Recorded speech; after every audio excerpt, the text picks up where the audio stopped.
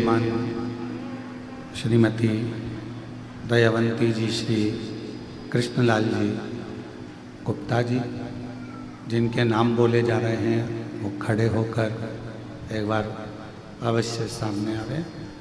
श्रीमती दयावंती जी श्री कृष्णलाल जी Gupta ji Ambala city से हैं।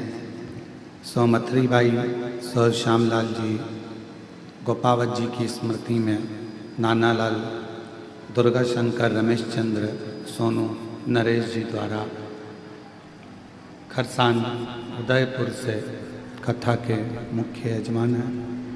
श्रीमती उर्मिला कनेरीवाला परिवार चेन्नई से श्री शिव महापुराण कथा के मुख्य यजमान हैं। स्वर्गीय पति शिवचरण पांडे जी की स्मृति में श्रीमती आशाबाई पांडे जी द्वारा करमेता जबलपुर से शिव महापुराण कथा के मुख्य यजमान हैं। स्वर्गीय शिवाजी विट्ठल जी स्वर्गीय संदीप शिवाजी जाधव जी की स्मृति में श्रीमती मंगल शिवाजी जाधव आर्यन भगवान कदम की द्वारा गोवा से श्री शिव महापुराण कथा के मुख्य यजमान हैं। श्रीमती प्रतिभा जी जायसवाल ओम प्रकाश जी जायसवाल दिल्ली से शिव महापुराण कथा के यजमान पद ग्रहण करे हैं। स्वर्गीय बिमला दीक्षित स्वर्गीय रामनारायण जी दीक्षित जी की स्मृति में श्री कृष्ण शोभा दीक्षित जी द्वारा भोपाल से शिव महापुराण कथा के यजमान पद ग्रहण करे हैं। संजय माणिकचंद गौते जी सोलापुर से शिव महापुराण कथा के यजमान बने हैं, जो पूर्व में भी पहले कई कथाओं में यजमान पद ग्रहण कर चुके हैं।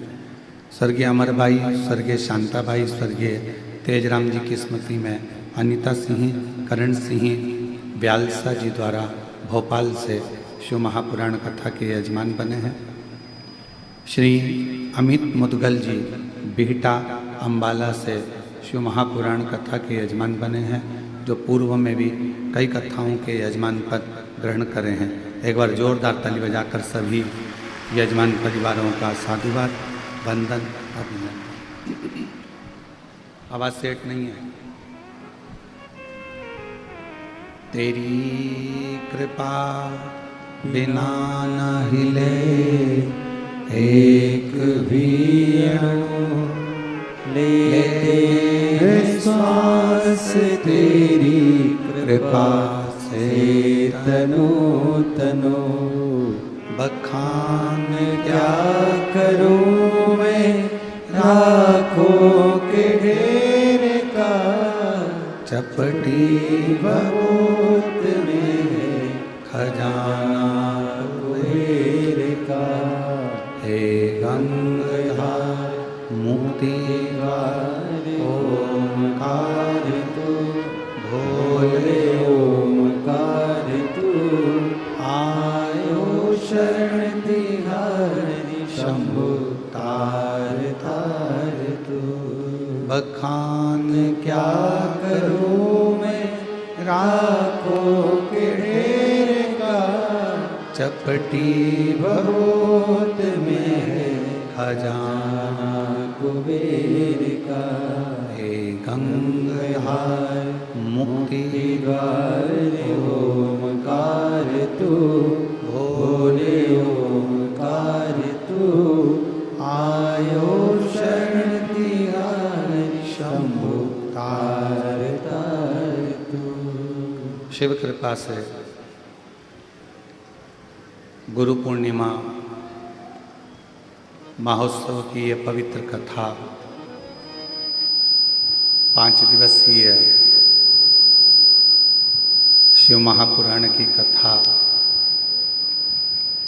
कंकर शंकर की पवित्र भूमि कुबेरेश्वर बाबा की धरा पर श्रवण करने का सौभाग्य मिला। यजमान परिवार तो किस्मत वाले हैं ही, पर साथ में आप सब भी बड़े भाग्यशाली हो जो इस पवित्र कथा का लाभ ले रहे हैं। शिव जी की कृपा से, करुणा से कथा चालू नहीं हुई जब तक जलवृष्टि भी नहीं हुई, रुकी हुई थी। और कथा चालू होते से ही इंद्रदेव ने कृपा करना प्रारंभ करी और जलवृष्टि प्रारंभ हुई। बहुत सारे पंडाल आप लोगों के बैठने के लिए लगाए गए, पर भीड़ अधिक है, इसलिए निवेदन है कि जो धर्मशाला में जगह है, जो धर्मशाला बन रही है, अन्य धर्मशालाएं जो बन रही हैं उसमें जो जगह है, उन सभी जगह में आप आराम से बैठकर कथा का लाभ ले सकते हैं। ये पर्व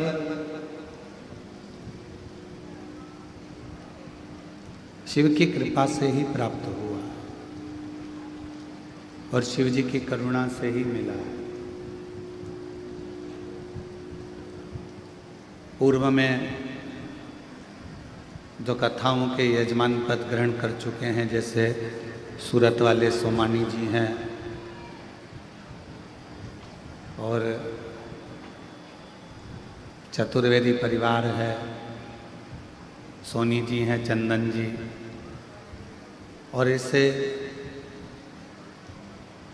बहुत सारे यजमान परिवार इस पवित्र कथा को श्रवण करने के लिए आए हैं, जो पूर्व में कथा के यजमान पद ग्रहण करें।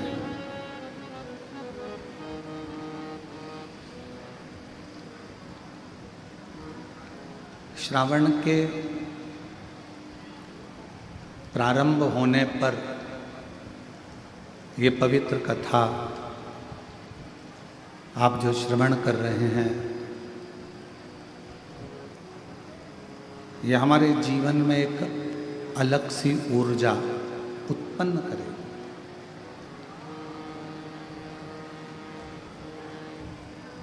एक गुरु का और एक कथा का यही काम है।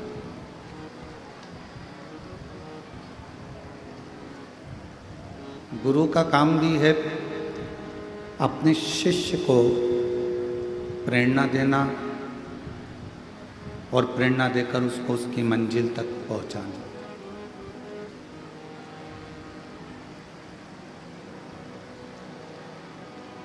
शिव महापुराण का भी यही कार्य है।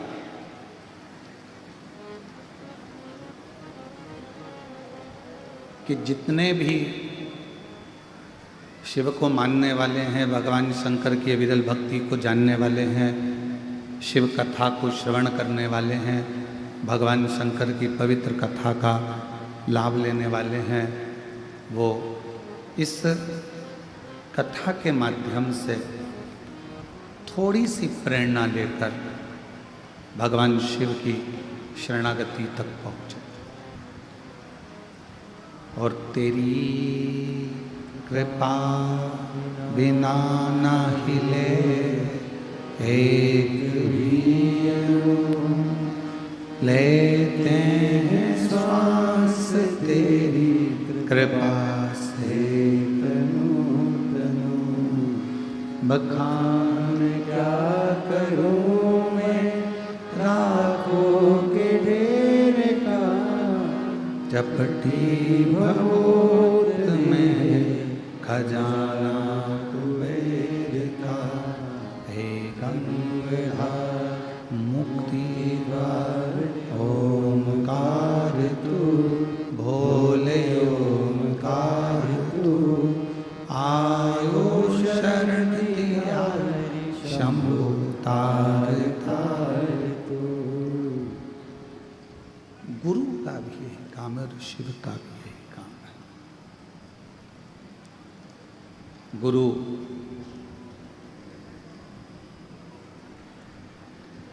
अपने शिष्य को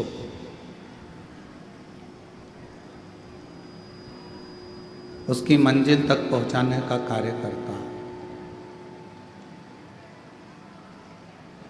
शिव महापुराण की कथा अपने श्रोता को शिव जी के चरणों तक पहुंचाने का काम करती है। अब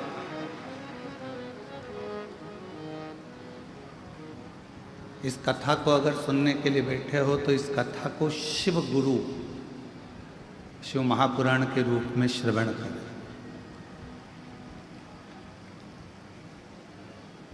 और आज कथा के पंडाल में बैठे हो, कंकर शंकर बाबा की धरा पर बैठे हो, तो ये मानकर बैठना कि अपने पिता के घर में भी बैठे हो और अपने गुरु के घर में भी बैठकर इस कथा का लाभ।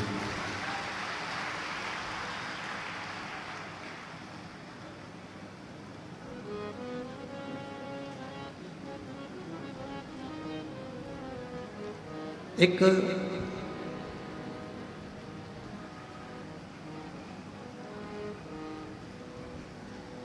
बार नंदी के मन में एक प्रश्न जागृत हो गया। जैसे देवराज नाम के ब्राह्मण के मन में प्रश्न आ गया था और नंदी पर बैठकर देवराज नाम का ब्राह्मण, उसके प्राण छूट चुके थे और वह नंदी पर बैठकर जा रहा था। नंदी पर बैठकर जाते जाते उसके मन में, देवराज के मन में एक प्रश्न जागृत हो गया था।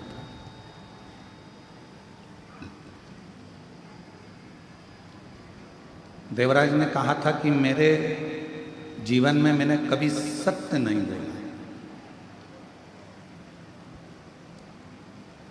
मेरे जीवन में मैंने कोई पुण्य का कार्य नहीं करा।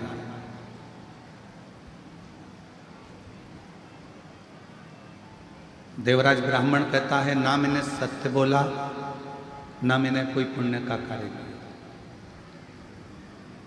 और ना मैंने कोई वेद पढ़ा, ना कोई पुराण पढ़ी, ना कोई शास्त्र पढ़ा,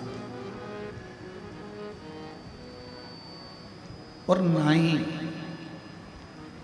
मैंने अपनी पूरी जिंदगी में कोई तीर्थ करा। मैंने कोई तीर्थ भी नहीं करा।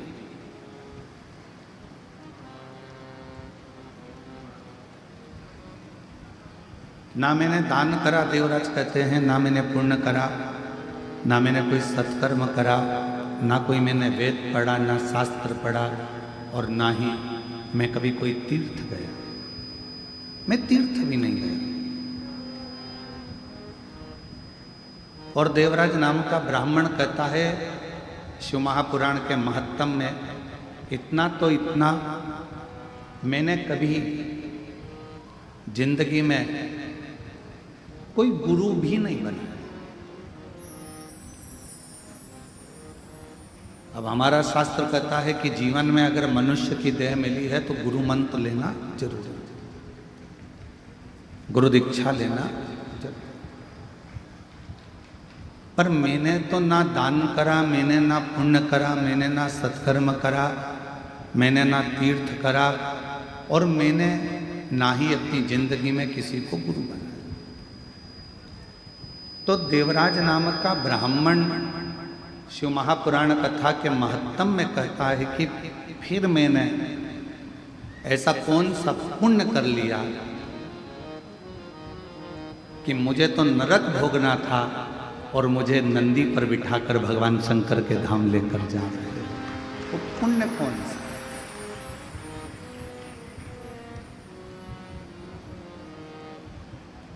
अब दुनिया के लोगों को लगता है कि ये शिव महापुराण के 24,000 श्लोक हैं, शिव महापुराण की 12 संहिता हैं, शिव महापुराण के करोड़ों करोड़ों शब्द हैं।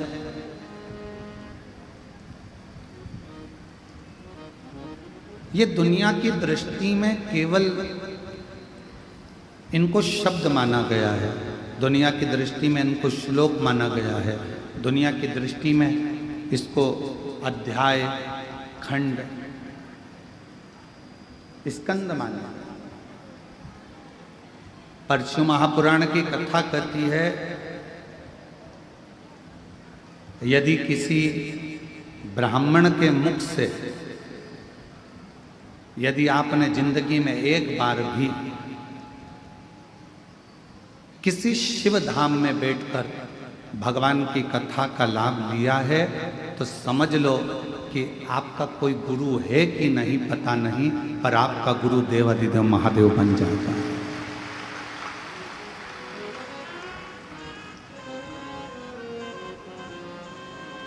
आपका गुरु शिव है। और मैंने तेरे ही भरोसे बाबा, तेरे ही भरोसे हवा विच उड़ती जावांगी बाबा, डोल हटो छठी नाम कटी जावांगी। भोले मैं तेरी बदन शंभु मैं तेरी बदन हवा विच उड़ती जावांगी बाबा, डोल हटो छठी नाम कटी जावांगी। भोले मैं तेरी बदन शिव को गुरु माना। आपने भी अपनी जिंदगी में कभी शिव महापुराण की कथा को जब से आप सुन रहे हैं, धारण कर रहे हैं, शिव नाम, पंचाक्षर मंत्र नमः शिवाय, षडाक्षर मंत्र ओम नमः शिवाय या श्री शिवाय नमस्तुभ्यम का जाप कर रहे हैं, शिव महापुराण की कथा को यदि आप श्रवण कर रहे हैं तो ये मान कर रखना आपका कोई गुरु है नहीं है, पर आपने अपनी जिंदगी में एक गुरु बना लिया, वो शिव है, शंकर है, और वो निभाता है। जैसे शिव महापुराण की कथा सुनने के बाद, जल चढ़ाने के बाद, बेलपत्र चढ़ाने के बाद, भगवान की अविरल भक्ति धारण करने के बाद, भगवान शंकर के मंदिर जाने के बाद आप अगर भूल भी जाएं कि मैंने जल चढ़ाना, अगर तुमने बचपन में जल चढ़ाया, जवानी में भूल गए, जवानी में जल चढ़ाया, अधेड़ी में भूल गए, अधेड़ी में जल चढ़ाया, बुढ़ापे में भूल गए, मान लो आप अगर भगवान शंकर को जल चढ़ाने के बाद में भूल भी गए, पर देवाधिदेव महादेव आपके जल को नहीं भूलते।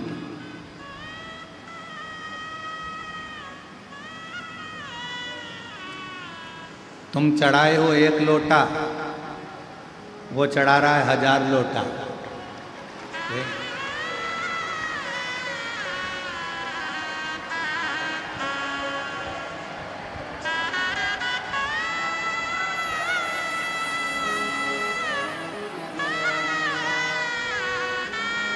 अब तुम खुद विचार करो, कथा चालू होने से पहले पानी था? कथा चालू होना है 1 बजे और 1 बजे से ही ऐसा कैसे ही बाबा की कृपा।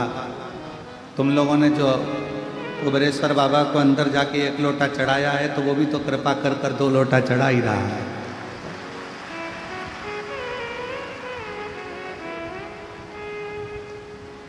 और तेरी कृपा का क्या है भरोसा, कब किस पर होगा, जरा सी हम पर कर दो, जरा सी हम पर कर दो।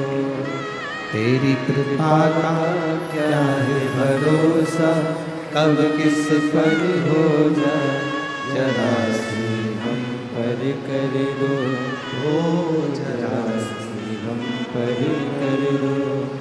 जिस पर भी हो गई तेरी कृपा करुणा, वो भव पार हुआ, भव पार हुआ। पापी हो चाहे जितना, उसका भी बाबा उद्धार हुआ,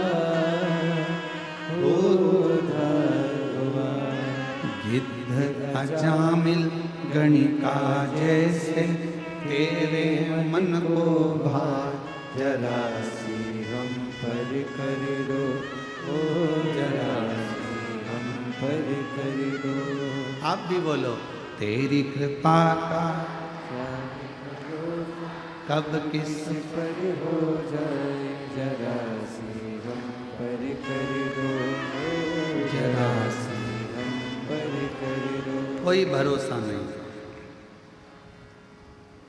शिव गुरु कब कैसे कहाँ कृपा करता है वो ही जान सकता। शिव गुरु कब करुणा करेगा, कैसे कृपा करेगा, कहाँ कृपा करेगा, ये वही जान सकता। और फिर निवेदन करें,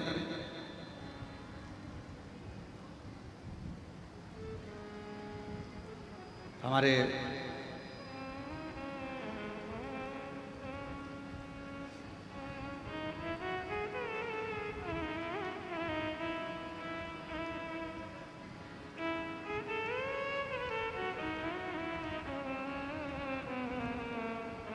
बीटा अंबाला वाले मुदगल जी अभी बीच में जब आए थे तो उन्होंने एक प्रश्न किया। मुदगल जी, आपका वो प्रश्न हमको स्मरण में है कि शिवजी स्वप्न में हर कभी आ जाते हैं।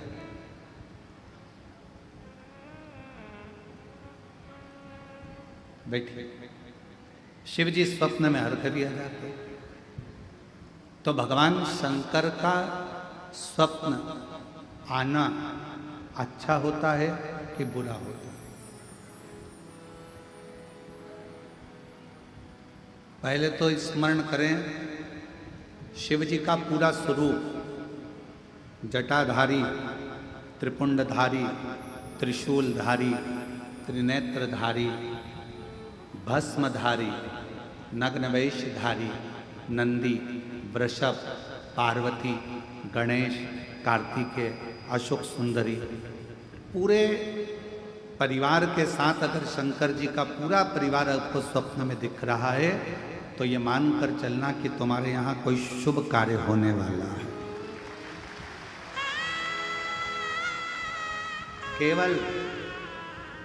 केवल और केवल भगवान शंकर त्रिशूल लेकर, त्रिपुंड लगा है, जटाजूड़ बांधे हुए हैं, भस्म रमी हुई है, मृगछाला पहने हुए हैं, बागंबरधारी है, रुद्राक्ष की माला है, चेहरे पर मुस्कुराहट है, अकेले शिव त्रिशूल के साथ नजर आ रहे हैं तो समझना कोई संकट आने वाला था, उसको टालने के लिए मेरा शंकर तुम्हारे स्वप्न में आकर खड़ा।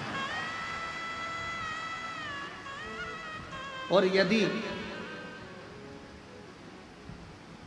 भगवान शंकर का कोई शिवलिंग नजर आ रहा है, केदारनाथ, भीमा शंकर, महाकाल, कुबेरेश्वर बाबा, मल्लिकार्जुन, वैद्यनाथ, कृष्णेश्वर, या तुम्हारे घर के पास में जो शिवलिंग है वो भी, या कोई पुराना शिवलिंग जिसको तुमने कभी देखा ही नहीं है, तुम्हारे स्मरण में भी कभी नहीं आया, ऐसे शिवलिंग का अगर दर्शन हो रहा है तो ये समझ लेना कि शंकर भगवान आपके द्वारा कोई अच्छा कार्य करवाने वाले हैं और वो आपको प्राप्त हो,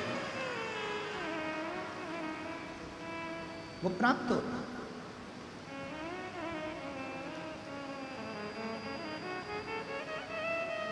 शिवजी कोई श्रेष्ठ कार्य, जितने लोग गीले हो रहे हैं छाते में, मेरा निवेदन, फिर निवेदन करूं आपको, आप लोगों की अविरल भक्ति को मैं नमन करता हूं कि इतना पानी में भी आप लोग खड़े हुए हैं। आपसे निवेदन है, अगर कहीं धर्मशाला साइड में बन रही है धर्मशाला, वहाँ जगह हो तो वहाँ, और अगर छाते हैं तो हम मना नहीं करेंगे, आप लगाओ, आराम से सुनो, ये आप लोगों की अविरल भक्ति है। पर जहाँ जहाँ जगह मिले वैसा वैसा बैठकर कथा का लाभ करें। पंडाल बहुत लगे हैं, 1 2 3 4 5 6 7, ऐसे 7 8 पंडाल हैं। जहाँ जहाँ आप लोगों को जगह मिलती जाए वहाँ बैठकर आप लोग लाभ ले सकते हैं।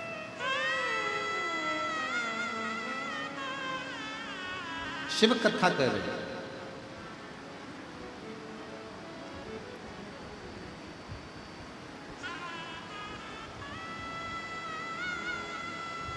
देवराज नाम का ब्राह्मण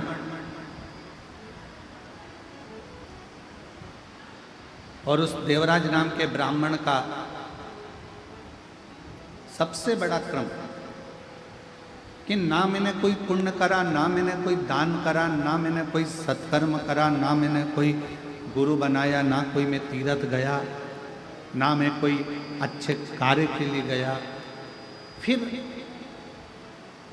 आखिर एक बात समझ में नहीं आती कि मैंने कोई ऐसा बड़ा काम नहीं करा, मैंने कोई सत्कर्म नहीं करा, मैंने कोई पुण्य नहीं करा, मैंने कोई दान नहीं करा, मैंने कोई गुरु नहीं बनाया, फिर ऐसी कृपा, फिर ऐसी करुणा कि मुझे नंदी पर बिठाकर कैलाश धाम के लिए लेकर गया। ये पुण्य कौन सा? तो कहा एक पुण्य,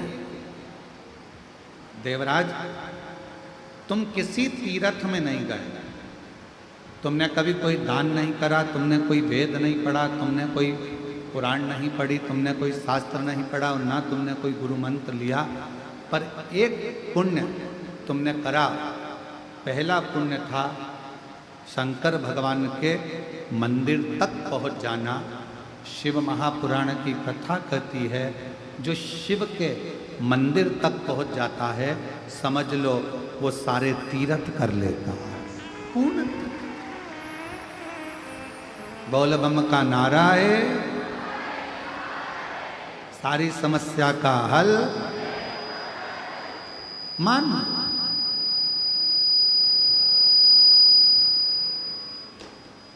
यदि कोई शिव मंदिर तक पहुंच गया तो समझ लो उसने सारे तीर्थ कर लिए। और मान लो देवराज नाम के ब्राह्मण से स्वयं नंदी कर,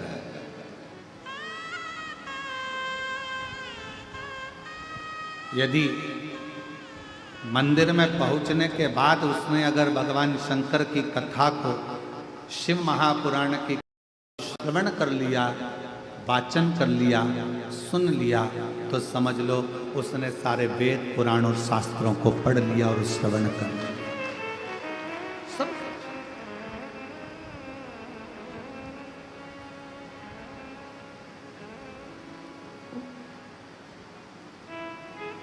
उसने श्रवण भी कर लिया, पढ़ भी लिया। और एक बात और स्मरण करो, मान लो उसने कोई गुरु दीक्षा, कोई गुरु मंत्र नहीं लिया, शिव महापुराण की कथा में पहुंचकर, शिवालय में पहुंचकर भगवान शंकर का पंचाक्षर मंत्र नमः शिवाय, षडाक्षर मंत्र ओम नमः शिवाय, श्री शिवाय नमस्तुभ्यम अगर धारण कर लिया तो समझ लो शिव ने ही उसको गुरु मंत्र भी प्रदान कर दिया। शिव ने, भगवान शंकर ने।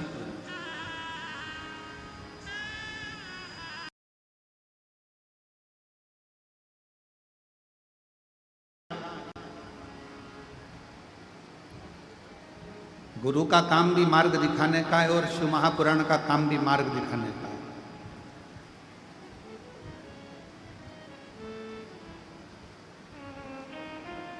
और ये पुराण 24,000 श्लोक, 12 खंड, 12 संहिताएं, करोड़ों शब्द, यह हमें मार्ग प्रशस्त करते हैं। मार्ग, हाँ, गुरु भी परीक्षा लेता है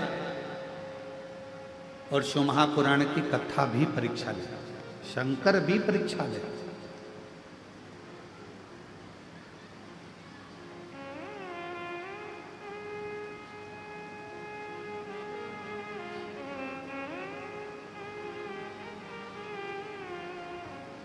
गुरु का काम है वो भी कभी कभी परीक्षा ले लेता है। एक गुरु जी अपने चेले को, बहुत सारे चेले बैठे थे, शिष्योहन बैठे थे, और गुरु जी ने उनको अपने भाव से कहना प्रारंभ करा कि अपना कार्य खुद को करना चाहिए, किसी दूसरे पर आश्रित नहीं रहना चाहिए। जो स्वयं का काम है वो स्वयं करो, दूसरे पर आश्रित मत रहो। ये गुरु जी प्रवचन में कर रहे हैं। और फिर गुरु जी ने कहा, 3 ऐसे हैं जिनका कार्य स्वयं का मानकर किया जाता है। पहले नंबर पर माता, दूसरे नंबर पर पिता, और तीसरे नंबर पर गुरु। माँ का अगर कोई काम है, माँ ने कहा कि मेरा ये काम कर दे, तो माँ का वो काम माता का नहीं है। अगर बेटे से कहा गया है तो वो काम बेटे का।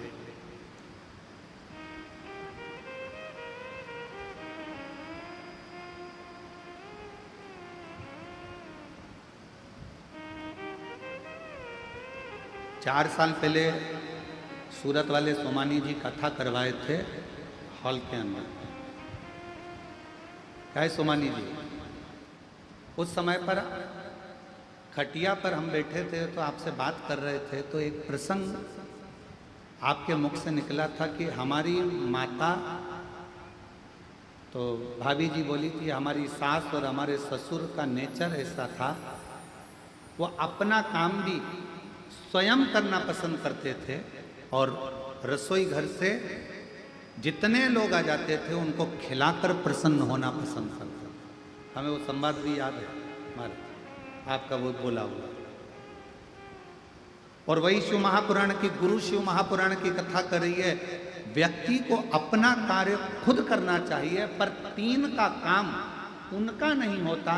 3 का काम, अगर माँ का कोई काम है, माँ ने कहा कि बेटा मेरा ये काम कर दो, तो माँ का वो काम केवल माँ का नहीं है, बेटे का फर्ज है माँ का कार्य करे, तो वो काम केवल माँ का नहीं होता, वो काम अपना खुद का होता। पिता ने कहा बेटा मेरे लिए ये सामान ला दे या मेरा ये काम कर दे, वो काम पिता का नहीं होता, वो काम स्वयं बेटे का होता है। और गुरु ने अगर कोई काम कह दिया तो वो काम गुरु का नहीं होता, शिष्य का खुद का होता है, वो गुरु का नहीं, स्वयं शिष्य का। और कोई ये ना कहे कि ये गुरु जी का काम है। गुरु पूर्णिमा के अवसर पर अगर आप कथा में आए हो, खड़े होकर भोजन परोस रहे हो, रोटी बेल रहे हो, सब्जी बना रहे हो, आलू काट रहे हो, सब्जियां काट रहे हो, सेवा कर रहे हो, पानी पिला रहे हो, किसी को नाश्ता करा रहे हो, ये मत सोचना कि ये काम तो गुरु जी का है, गुरु जी का है, गुरु जी का है। सब श्री शिवाय नमस्तुभ्यम बोलने वाला एक एक बच्चा शंकर जी का चेला है, शिव जी का शिष्य है। और ये कुबरेश्वर धाम की गुरु पूर्णिमा की कथा गुरु जी की नहीं, एक एक बच्चे की और एक एक व्यक्ति की है जो शंकर को भजता है, शिव का तत्व। माँ का काम केवल माँ का नहीं है। माँ ने कह दिया बेटा मेरे कपड़ों को वहां डाल दे, माँ ने कह दिया मेरे कपड़े धो दे, माँ ने कह दिया मेरा काम कर दे, माँ मेरा काम ये कर दे, वो माँ का काम नहीं है। शिव महापुराण की कथा कहती है गुरु अपने शिष्य से कह रहे थे, जितने शिष्य बैठे थे सबको कह रहे थे अपना काम स्वयं करना चाहिए, पर 3 का काम अपना खुद का होता है।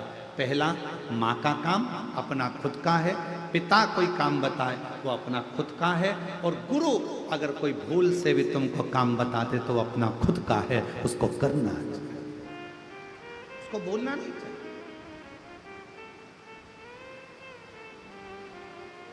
स्वयं करें।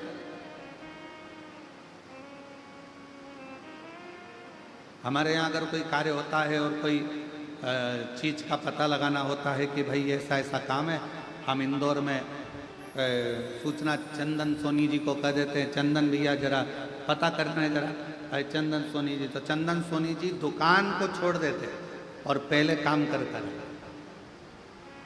पहले फोन लगाएंगे, बात करेंगे, ये करेंगे वो करेंगे, और पहले मालूम करेंगे कि हाँ ये कार्य है, इसको फोन सूचना मिल जाए कि बस धाम से कि ये काम है। और ऐसे कई शिव भक्त, बाबा के ऐसे कई भक्त हैं जो निरंतर सेवा में तल्लीन हैं।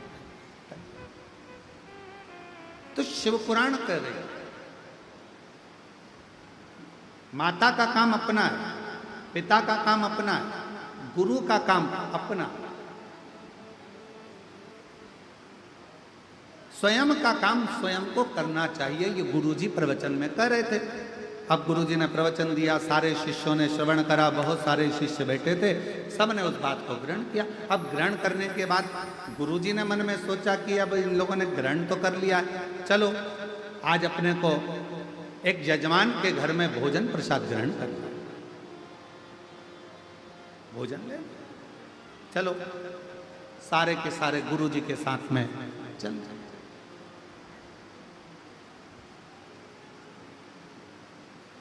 ओम नमः शिवाय, ओम नमः शिवाय, ओम नमः शिवाय, ओम नमः शिवाय। गुरुजी चले, चेले पीछे पीछे चले, सब मंत्र जाप करते करते जा रहे। अब गुरुजी ने प्रवचन दिया था अपना कार्य अपने को करना चाहिए। चलते चलते एक बड़ा सा गटर आ गया, नाला, और बड़ा सा गटर आया, नाला आया, और गुरुजी उस सारे चेले नाले को, गटर को लांग गए। गुरुजी भी लांग रहे थे। लांगते से ही उनके पांव की जो चप्पल थी, खड़ाऊ थी, वो गटर में, नाले में गिर। हर हर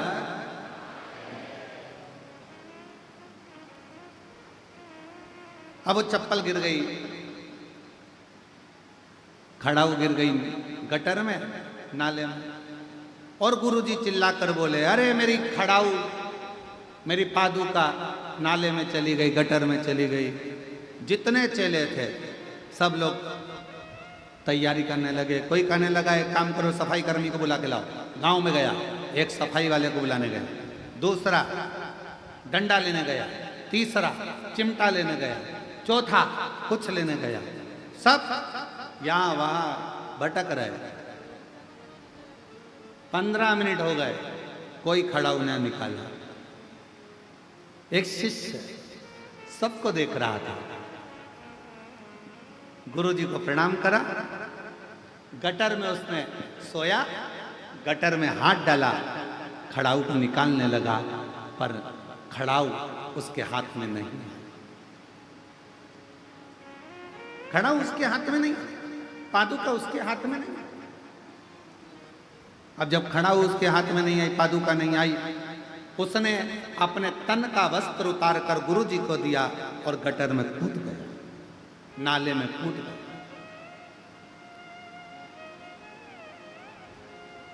कोई सफाई कर्मी को लेने गया, कोई किसी को लेने गया, कोई किसी को लेने गया, और मालूम पड़े वो गटर में कूदा, खड़ाऊ निकाली, धोया, गुरुजी को लाकर दे दी।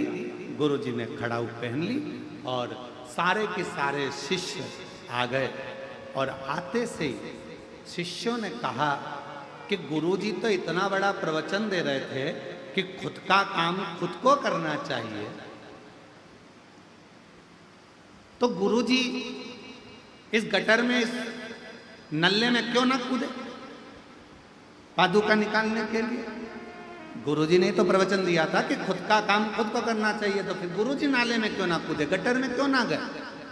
इतने में शिष्य ने उत्तर दिया, गुरुजी ने एक बात और कही थी कि माता, पिता और गुरु का कोई भी काम होता है वो उसके पुत्र का होता है, माँ का काम बेटे का, पिता का काम बेटे का, और गुरु का काम उसके शिष्य का होता है। इसलिए शिष्य ने ये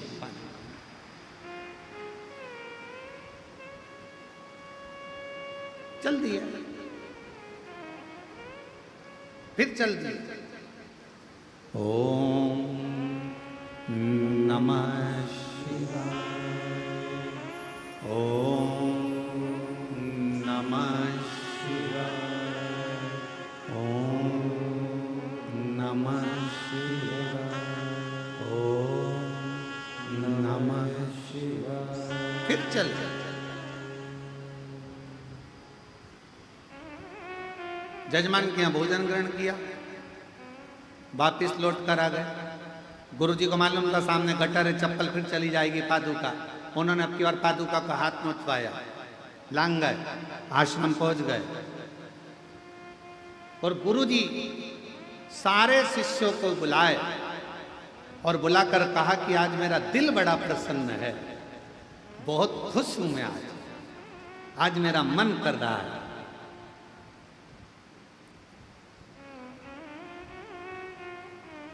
जिस शिष्य ने गटर में से मेरी पादुका निकाली है, मेरा मन करता है आज मैं उसे कुछ दूं। सारे चेले सुन्न हो गए। बताओ, अपने को क्या मालूम था, अपन निकाल देते, अपने को कुछ मिल जाता। सारे चेले बड़े, आज मेरा मन कर रहा है कि मैं गटर में से इसने मेरी पादुका निकाली है, मैं कुछ दूं। सबने ताली बजा दी, हाँ साहब गुरुजी देना चाहिए, देना चाहिए। और गुरुजी ने कहा, बेटा तूने मेरी पादुका गटर में से निकाली है, मेरी ये पादुका तू रख। शिष्य पादुका, बहुत सावधानी से कथा सुनिएगा। गुरु शिव पुराण कथा चल रही है। शिव गुरु, गुरुजी ने पादुका उस चेले को दे दी। चेला पादुका को सिर पे लगाकर अपने कक्ष में ले गया। जितने स्टूडेंट थे, जितने शिष्य थे, सारे के सारे शिष्य उसको चिढ़ाने लगे। जो चप्पल गुरु के काम की नहीं थी वो चप्पल तुझे दे, जो पादुका गटर में गिर गई थी वो पादुका गुरुजी नहीं पहनते इसलिए तुझे दे दी।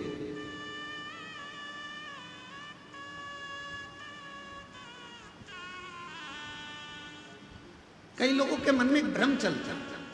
हम अपने गुरुजी के पास गए, गुरुजी ने अपना एक शाल लिया, हमारे को उड़ा दिया। हमें ऐसा लगता है वो गुरुजी का शाल किसी काम का नहीं था ना, इसलिए फिर ही रखा था तो उन्होंने उड़ा दिया।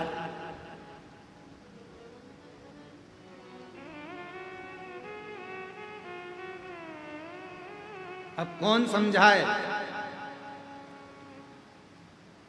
कौन समझाए कि गुरु का स्पर्श करा हुआ मात्र शाल ही क्या, गुरु का स्पर्श करी अगर मात्र एक अक्षत का दाना भी मिल जाए तो वो करोड़ों की पूंजी बन जाए। कौन उसको समझने वाला चाहिए।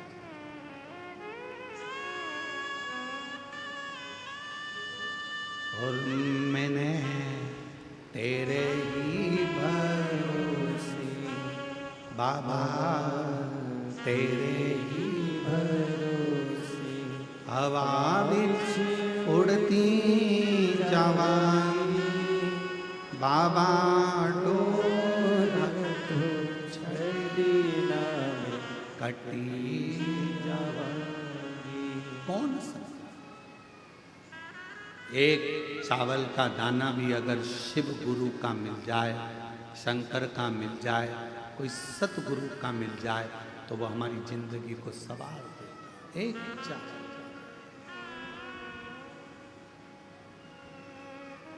अब लोगों की दृष्टि में क्या है, फालतू का साल पड़ा होगा, गुरुजी ने उठा के दे दिया।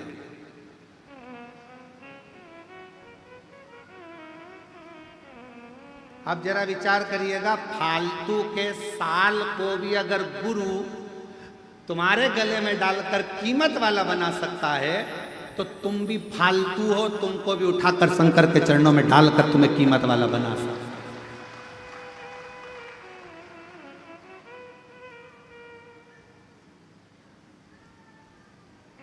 तुम भी ये सोचो ना कि हम भी, हो सकता है कि हमारे जीवन में ना जाने कितना पाप कर्म किया हो, कितना गलत कर्म किया हो, क्या क्या करा हो, हम भी अपने जीवन में हो सकता है ऐसे कि हमारी मंजिल तक नहीं पहुंच पा रहे, हम भी फालतू होंगे उस समय पर।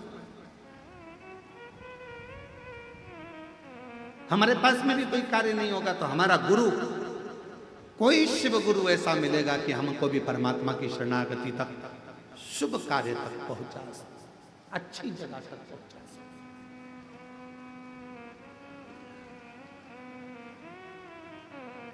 सारे मित्र चिल्लाने लगे, आवाज लगाने लगे, अरे अरे अरे, जो पादुका गुरुजी नहीं पहनने वाले थे, गटर में गिर गई थी, गुरुजी नहीं पहनते इसलिए वो पादुका तुमको दे दी। गुरुजी ने वो पादुका तुमको दे दी जो किसी काम की नहीं, गटर में चली गई, क्या करेगा ऐसी पादुका का? गुरुजी से कह देता हमको तो नहीं चाहिए, रखो तुम्हारे पास में। क्यों लेकर आ गया? उसने कहा मेरे गुरु के चरण की पादुका है, मेरे गुरु ने मुझे दी है, अब वो गटर की हो, चाहे हीरे की हो, वो चाहे सोने की हो, वो चाहे अंबारी की हो, पर मेरे गुरु की पादुका मेरे जीवन का सुख प्रदान कर मुझे। हम तो बाबा के भरोसे चलते हैं, हम तो बाबा के भरोसे चलते हैं, ये दुनिया वाले चलते हैं, ये दुनिया वाले चलते हैं, डमरू वाले के भरोसे चलते हैं, ओ घड़दानी के भरोसे चलते हैं, सीहोर वाले के भरोसे चलते हैं, सीहोर वाले के भरोसे चलते हैं, काशी वाले के भरोसे चलते हैं, डमरू वाले के भरोसे चलते हैं, हम उसके आश्रित। फिर मित्रों ने कहा गुरु जी की पादुकाएं गटर की है, नाली की है, करेगा क्या? क्या इसको तिजोरी में सेट के रखे, अलमारी में सजा कर रखेगा, क्या करेगा?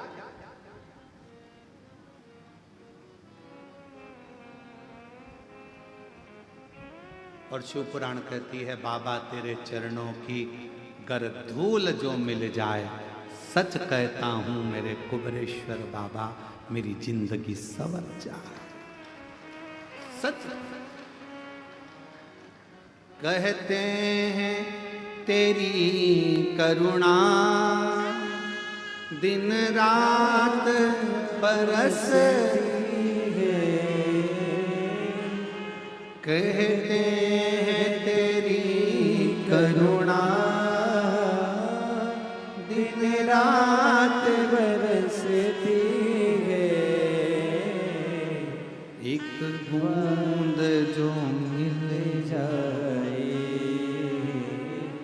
एक बूंद जो मिल जाए, मन कलियां खिल जाए, भोले तेरे चरणों की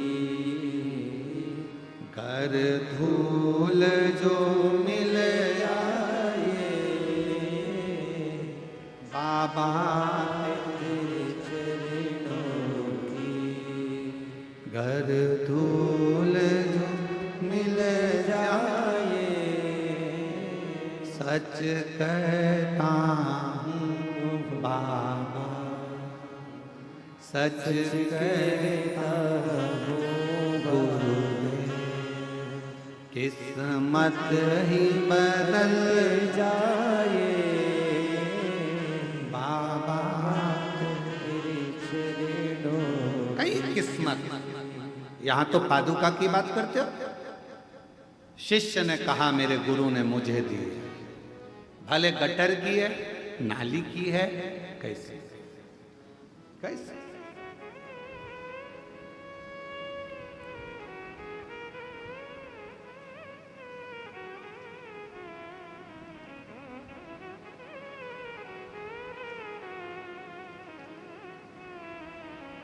दंडवत करिए कभी आपने? जम के बोलो जरा। भगवान के सामने दंडवत करिए, प्रणाम कराए। आवाज नहीं आई, बोलो तो ठीक है। अब भगवान के सामने दंडवत करना है तो पहले तुम जगह देखोगे कि यहां गंदा हो रहा है, वहां थोड़ा सा कीचड़ है, थोड़ा सा फिर उधर से फिर दंडवत करो। करा ऐसा नहीं। क्यों? क्योंकि शास्त्र कहता है नर कपड़न से डरत है और नरक पड़न से ना। आज कपड़ों से डर लग रहा है कि मैं दंडवत करूंगा तो मेरा कपड़ा गंदा हो जाएगा। शिव पुराण की कथा कहती है दंडवत करने में कपड़ा भले गंदा हो जाता है पर मन उजला हो जाता है। दंडवत करने में कपड़ा गंदा होगा चलेगा पर मन गंदा नहीं होना चाहिए। दंडवत करी कपड़ा हम विचार करते हैं यहां करूंगा गंदगी है, वहां करूंगा गंदगी है, वहां करूंगा।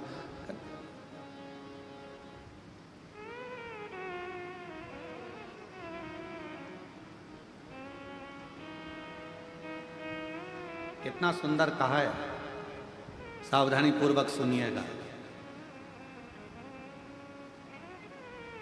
जब कावड़ चलती है, कावड़ को लेकर जो कावड़िया कंधे पर बांबू लेकर दो डंडे में, डंडे के अंदर दो लोटा लेकर बोल बम लेकर चलता है। किसी का पीक, थूक, गुटका रोड पर पड़ा रहता है। अगर कावड़िया उस गुटके को लांग कर चले जाता है तो जिसने थूका हुआ होता है उसको मरने से पहले भोगना पड़ता है। कावड़ जाने वाले रास्ते पर कावड़िया जिस मार्ग से जाते हैं, कावड़िया जिस रास्ते से निकलते हैं, कावड़ जिस मार्ग से निकलती है, उस मार्ग को कई लोग अपने घर के दरवाजे पर भी अगर गंदगी है तो पानी डालकर साफ कर देते हैं कि कोई कावड़िया निकल कर जाएगा, शिव के लिए जल लेकर जा रहा है, शंकर को दिल से चढ़ा रहा है। हम नहीं जा सकते पर अपने मार्ग को स्वच्छ तो बना सकते। और कितनी सुंदर बात कही स्वयं माता पार्वती जी ने तुमरुका जी से प्रश्न किया था कि कावड़ सावन के महीने में क्यों भराती है? क्या कावड़ शिवरात्रि पर नहीं भरा सकती? 12 महीने नहीं भरा सकती? श्रावण के महीने में ही क्यों भराती है? क्योंकि भगवान तुमरुका जी ने कहा संसार में रहने वाला चाहे पशु हो, पक्षी हो, जलचर हो, चाहे मनुष्य हो, वो पृथ्वी पर गंदगी कर देता है। बारिश का पानी सावन में जब गिरता रहता है तो रोड मार्ग स्वच्छ होता रहता है।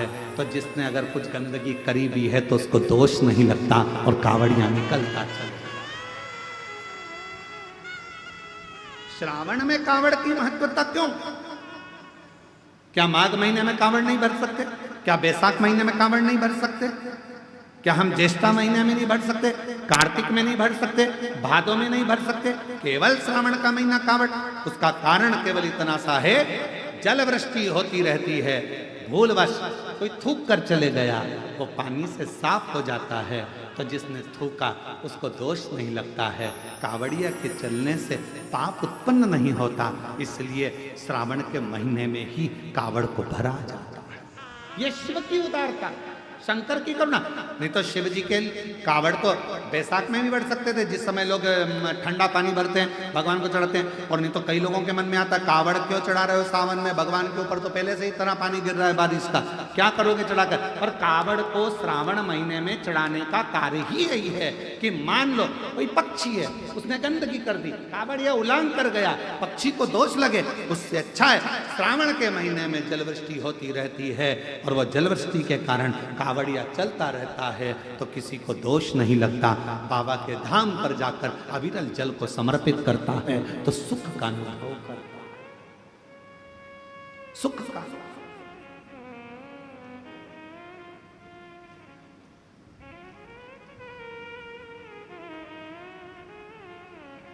सारी समस्या का हल सावन में, बस तो फिर तैयारी करो बोलने की, सारी समस्या का हल। अरे फिर बोल गए 1 लोटा, सावन में 2 लोटा, सारी समस्या का हल 2 लोटा जल सावन में।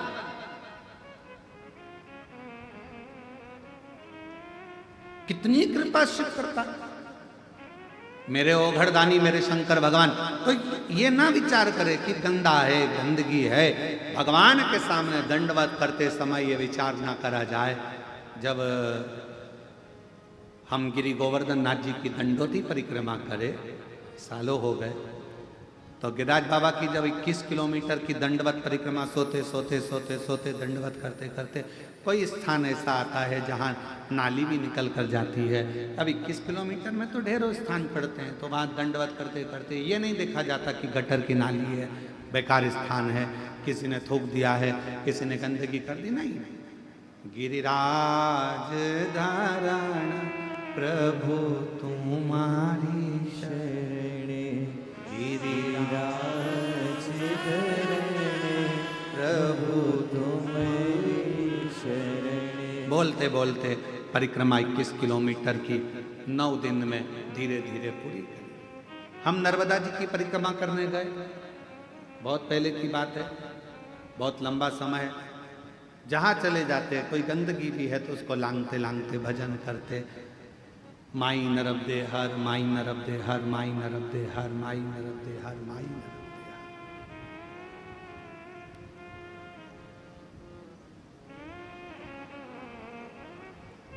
तदीय पाद पंकजम नमामि देवी, माई नर्मदे हर, माई नर्मदे हर, बोलते बोलते चले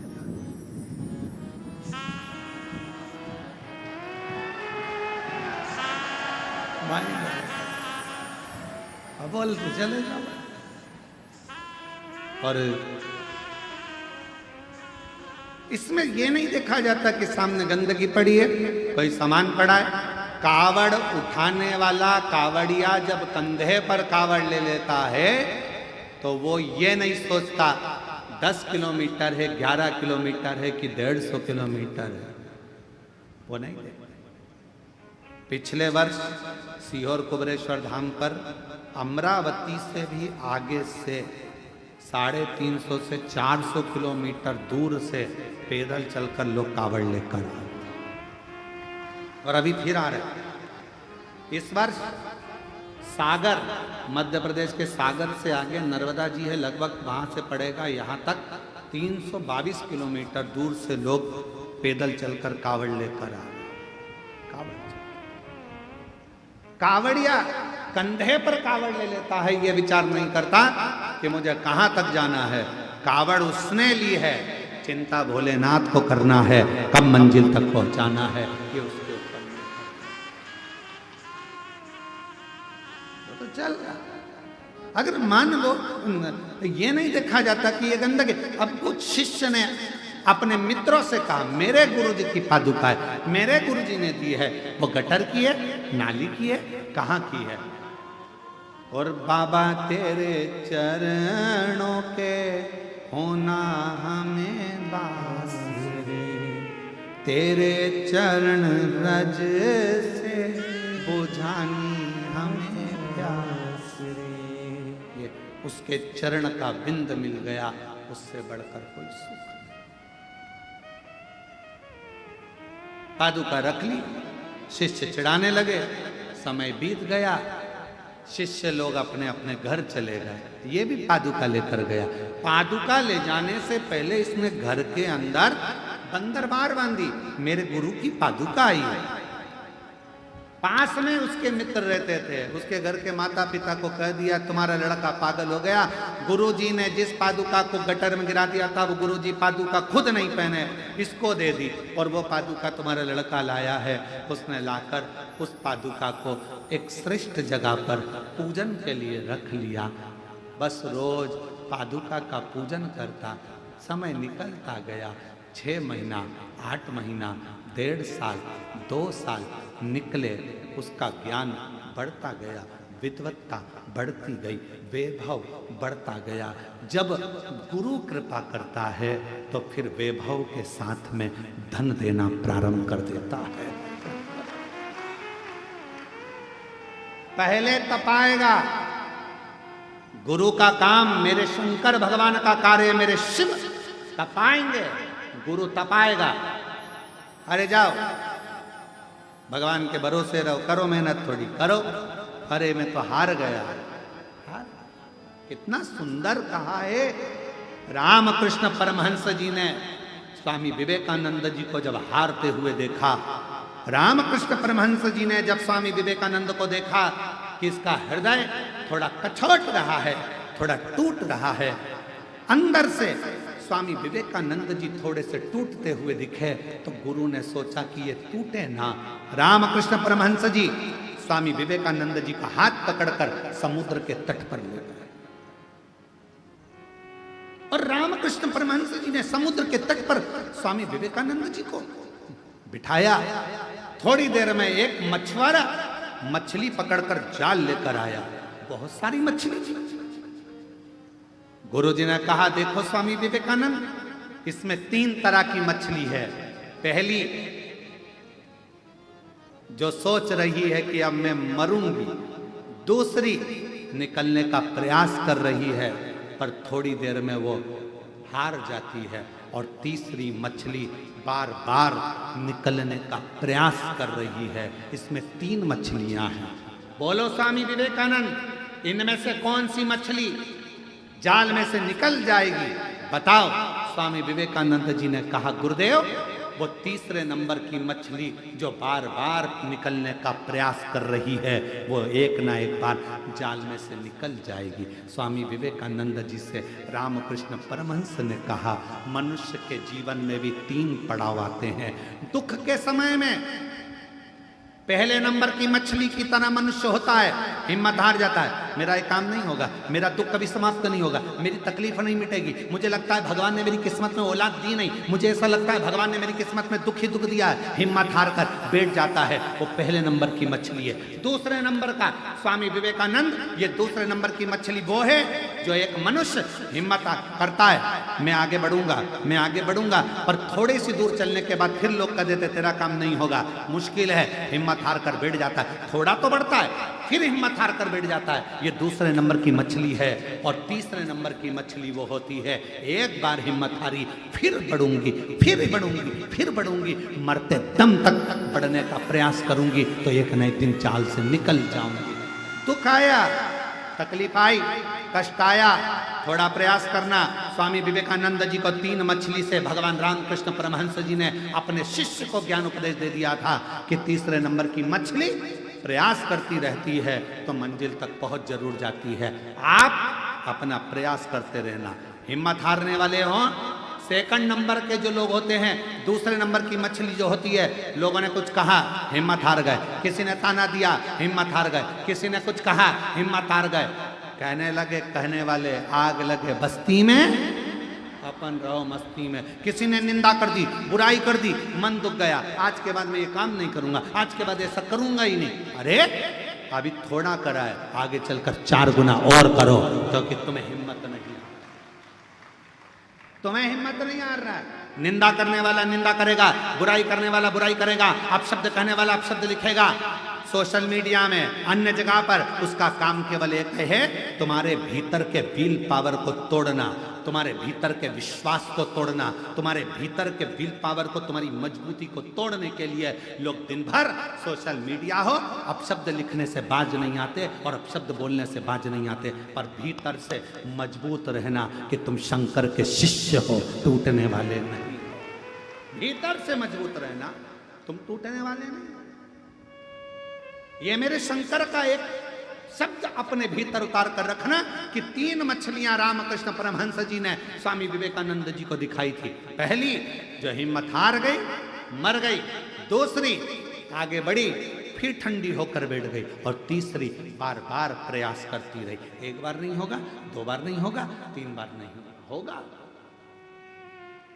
ये 11 जजमान बने हैं। 11 ही जजमान खड़े हो तो जरा, 11 जजमान खड़े हो गए। ये 11 जजमान बने। अब इनसे कोई पूछा जाए कि तुम जजमान पद लेने के लिए प्रयासरत थे? ये 11 जजमान कई बार सोच चुके, हम जजमान बनेंगे, हम जजमान बनेंगे, हम जजमान बनेंगे, और आज बाबा ने यहाँ कुबेरेश्वर धाम में यजमान बनाकर बिठा दिया। बैठिए, प्रणाम करता हूं। आज बाबा कुबेर भंडारी ने, विराजिए, बैठ, कुबेर भंडारी ने यजमान पद ग्रहण कराकर बिठा दिया। आपने हिम्मत हार ली, भगवान हमें तो दे ही नहीं रहा, भगवान हम पर तो कृपा कर ही नहीं रहा। करो अपना कर्म, अपनी मेहनत, अपनी लगन, और शंकर पर किया गया भरोसा एक दिन तुम्हें भी यजमान बनाकर बिठाएगा, ये निश्चित है। हिम्मत नहीं हार। हम तो बाबा के भरोसे चलते हैं, हम तो बाबा के भरोसे चलते हैं। और जब हिम्मत करो, एक पत्र है, अच्छा है, देखिए।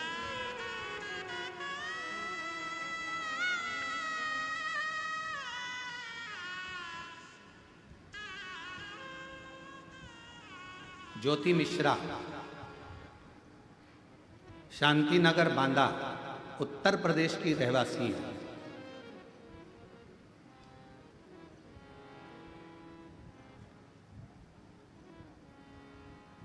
गुरु पूर्णिमा से एक कार्य किया जा रहा है। चैनल पर मोबाइल नंबर नहीं दिखाया जाएगा। जो जजमान का पत्र रहेगा उसका मोबाइल नंबर चैनल पर नहीं दिखाया जाएगा। उसका कारण है, मोबाइल नंबर चैनल से कई लोग निकाल लेते हैं और बाद में उन जिनका पत्र है उनको कुछ बोलते हैं, तो इसलिए मोबाइल नंबर दिखाना आज से बंद किया जा रहा है कि चैनल पर पत्र का मोबाइल नंबर नहीं दिखाया जाएगा। ज्योति मिश्रा, शांतिनगर, बांदा, उत्तर प्रदेश। एड्रेस जरूर बताया जाएगा। क्यों? क्योंकि जाओ तो सरी, पुरस्कार देकर भेजेंगे। ज्योति मिश्रा, शांतिनगर, बांदा, उत्तर प्रदेश से, और कहीं बैठी हो तो अवश्य आ सकते हैं। गुरुजी, एक लोटे जल का मैं क्या वर्णन करूं, मेरे पास शब्द बयान करने के लिए नहीं है। 2022 से कथा सुन रही हूँ। एलईडी पर कथा चल रही है, पत्र चल रहा है, एलईडी पर चल रहा है, आस्था चैनल पे भी चल रहा है। 2022 से कथा सुन रही हूँ। बहू को एक पुत्री थी, उसके बाद में कोई संतान का सुख नहीं आया। डॉक्टरों ने खूब, हमने इलाज भी कराया, पर कोई योग नहीं। 12 साल निकल गए बेटी के होने के बाद, पर कोई ऐसे दिन निकलते गए। तब किसी के कहने पर सफ़ेद आंकड़े की जड़ का उपयोग करा, पशुपतिनाथ का व्रत किया, और मेरी बहू बाबा की कृपा से 12 साल के बाद पुत्र रत्न की प्राप्ति हुई। ये शिव की कृपा से। गुरुदेव, ये तो एक छोटी सी बात है, पर सबसे बड़ी बात यह है कि मेरे पेट में एक गांठ हो गई थी, जिस गांठ को बच्चेदानी में डॉक्टर ने हर कुछ बोला, पर बाबा पे भरोसा कर कर रुद्राक्ष का जल और बेलपत्र खाना प्रारंभ करा, तो आज बाबा की कृपा से मेरी गांठ गल गई। डॉक्टर ने भी कह दिया तुम्हें कोई बीमारी नहीं है। शिव की कृपा से हम प्रणाम करने के लिए एक पत्र और अच्छा है, देखिए।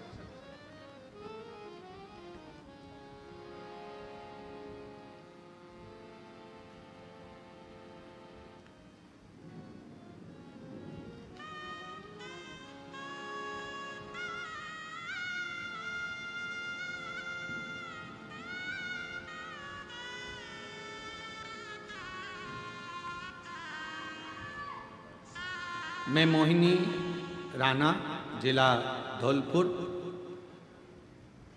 राजस्थान की रहने वाली हूँ। मेरा नंबर 2024 में आंगनवाड़ी का फॉर्म भरा था।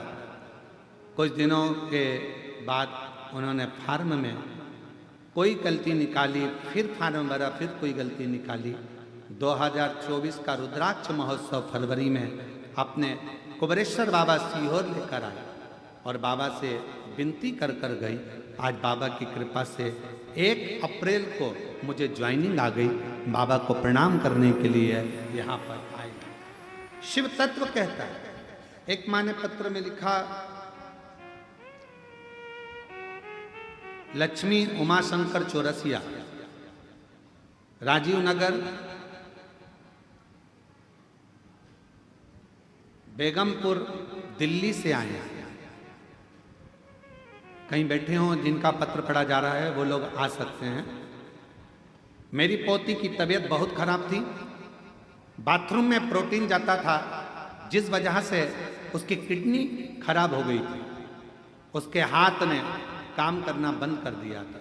सारे डॉक्टरों को दिखाया पर फिर भी उसका कोई लाभ नहीं मिला। हाथ काम नहीं करता था, पूरा हाथ बेकार हो गया था। तब विचार किया क्या करें। बाबा से प्रार्थना कर कर रुद्राक्ष का जल देना, शिवजी से विनय करना, मंदिर में पोछा झाड़ू करना प्रारंभ करा और बाबा की कृपा से हाथ भी ठीक हुआ और बेटी की किडनी ने भी काम करना प्रारंभ करा। मैं बाबा को यहाँ प्रणाम करने के लिए आई हूँ। शिव शिव है, एक विश्वास, एक भरोसा, एक दृढ़ता आपके भीतर शिव तत्व।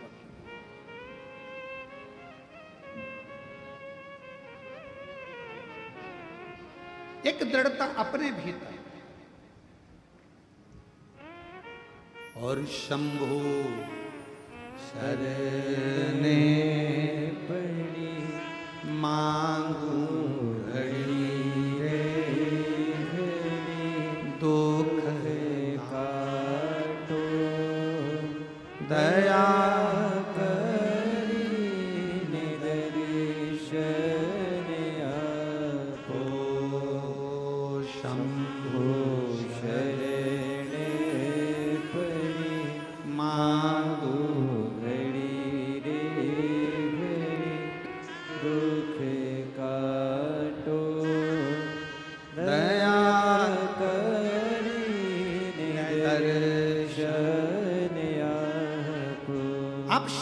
कितने आश्रित।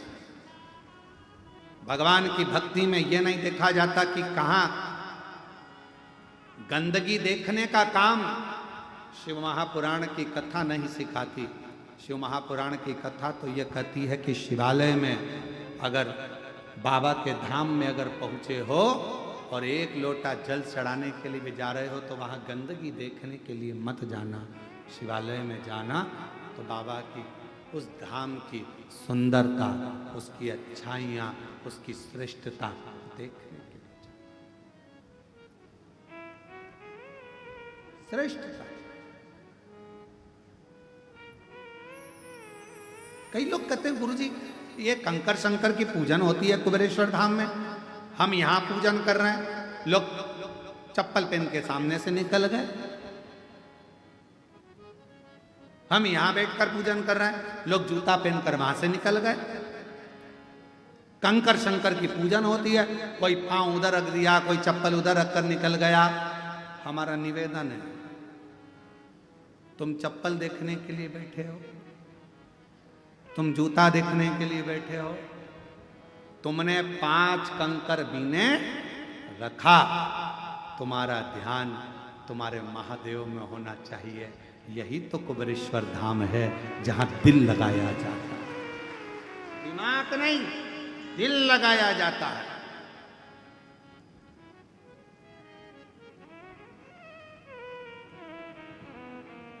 प्रेम प्यार दिल से होता है कि दिमाग से होता है? जम के बोलो जरा। 1 2 3 4 5 6 7 8 जितने पंडाल के बैठे हो सब बोलो, काय से होता है? दिल से। दिमाग से प्यार होता तो सोच लेते, पर आज के जमाने का जो संबंध होता है वो दिमाग से होता है। लड़के वालों के 2 पेट्रोल पंप है, 3 है, ऐसा है, धन है, वैभव है, सत्ता है। पर पहले के समय में ये पेट्रोल पंप, गाड़ी, बंगला नहीं देखते थे। पहले के समय में देखते थे कि जिसके घर में संबंध हो रहा है वो कितना दिल वाला है, उसका हृदय कैसा है, परिवार कैसा है, कुटुंब कैसा है, रिश्ता कैसा है, ये नहीं देखा। आज के जमाने में तो लोग संबंध भी करते हैं तो ये सोच कर करते हैं, कितना कितना करने का, कितना प्यार भी लोग करते हैं तो ये सोच लेते हैं ये मोबाइल में बैलेंस डलवाएगा कि नहीं डलवाएगा। और अगर मालूम पड़े थोड़ा सा बैलेंस मोबाइल में नहीं डाला या लैपटॉप नहीं दिलाया या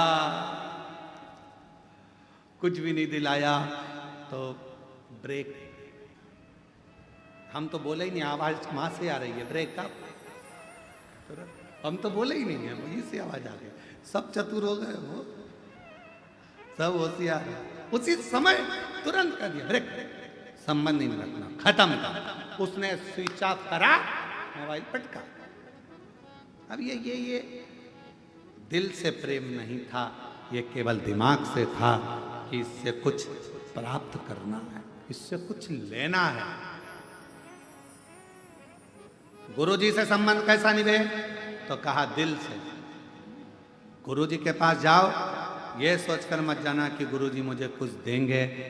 यहां तक कहा गुरुजी अगर आपको सम्मान भी ना दें तो भी गुरु गुरु है, समझ कर देगा सम्मान भी, और कभी कभी नहीं भी देगा। हो सकता है कि तुझे कुछ और देना हो, वो गुरु ही जान सकता है। गुरु कई लोग कहते थे गुरुजी हमारे सामने से निकल कर गए, पर गुरुजी ने ना हेलो करा, ना हाय करा और ना बाय करा। क्या करे? तुम किसके लिए आए हो? उस ओघड़दानी के लिए, शंभू के लिए। कई लोग कहते हैं हमने कंकर शंकर की पूजन करी, वहां से कोई जूता पहन कर निकल गया, चप्पल पहन के निकल गया। तो किसके लिए आई थी? शंकर जी के लिए। किसके लिए पहुंची थी? शिव जी के लिए। अगर शिव के लिए आई है तो कंकर में शंकर को देख। सामने से जो जूता पहनकर गया उसका जूता क्यों देखे? क्यों?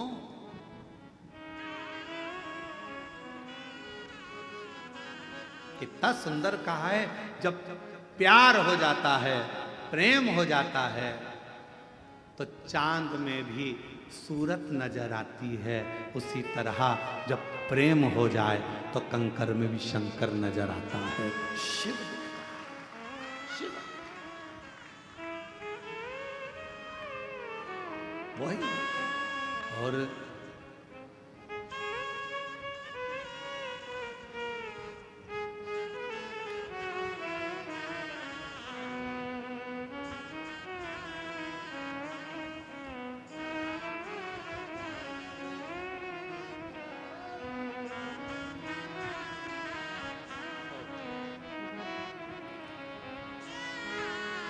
संभव प्रणाम करो बाबा,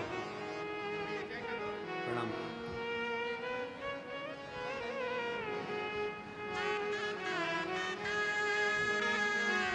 उठो उठो लाल।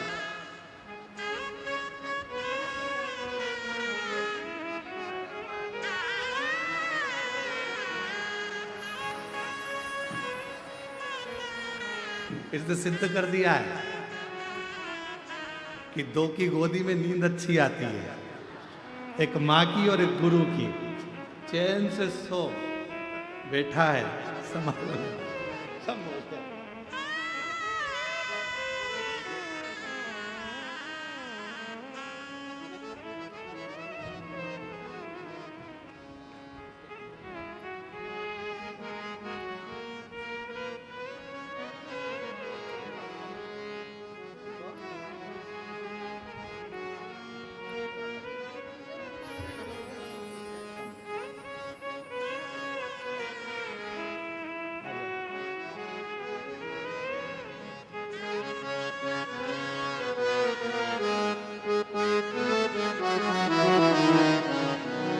का जॉब लगा, एक बार जोरदार ताली बजाकर स्वागत करिए।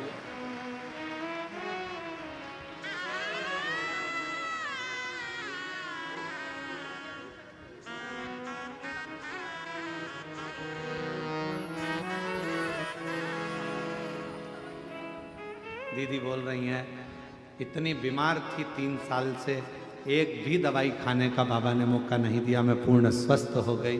ये शिव की कृपा।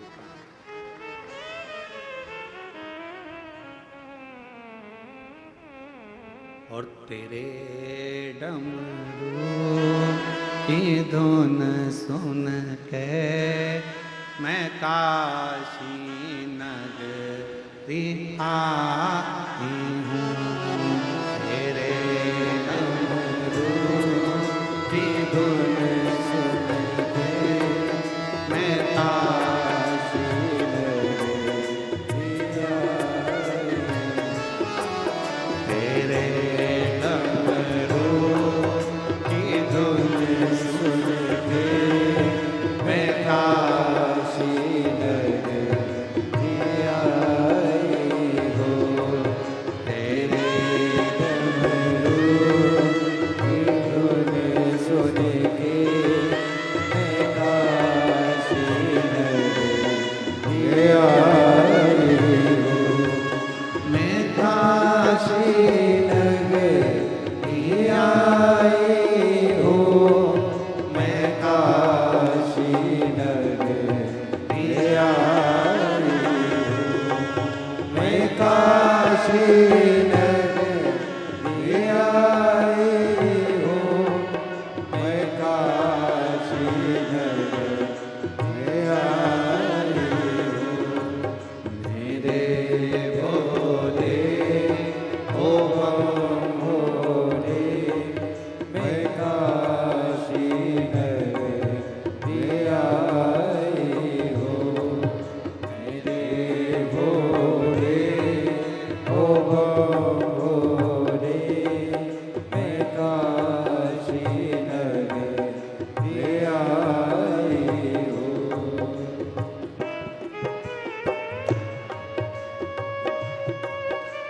इस बेटी की किडनी खराब हो गई थी, डॉक्टर ने पूर्ण तरह से किडनी को डैमेज बता दिया था। अब पूर्ण तरह से स्वस्थ है, एक बार जोरदार ताली बजाओ। बेटी पूर्ण तरह से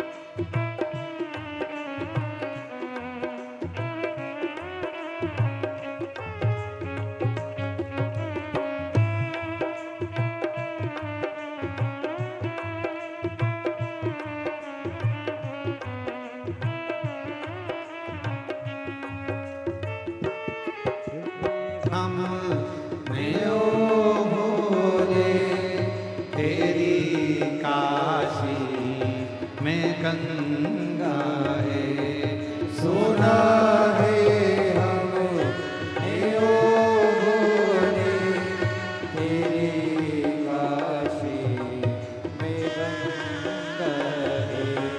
सुना है हम नेओ भोले, तेरी काशी में गंगा है। सुना है हम नेओ भोले, तेरी काशी में गंगा है। उसी गंगा में नहाने को मैं काशी नगरी आई हूँ। उसी गंगा में नहाने को मैं काशी नगरी आई हूँ। मेरे भोले ओ बम भोले, मैं काशी नगरी आई हूँ। मेरे भोले ओ भोले, मैं काशी नगरी आई हूँ।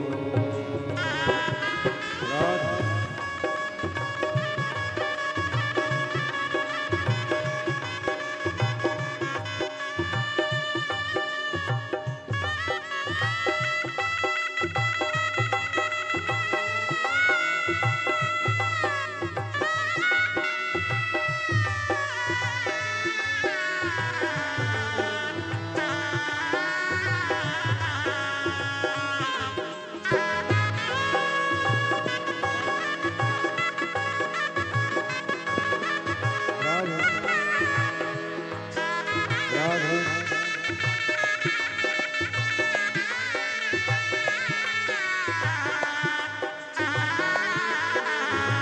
राधे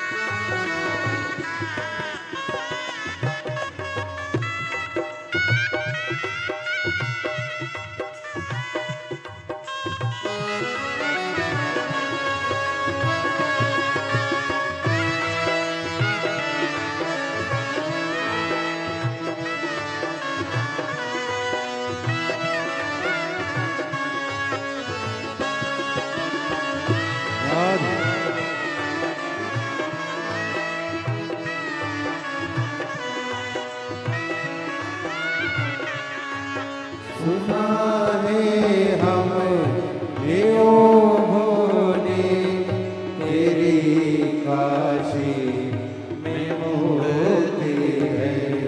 सुना है हम नेओ भोले, तेरी काशी में मोती है।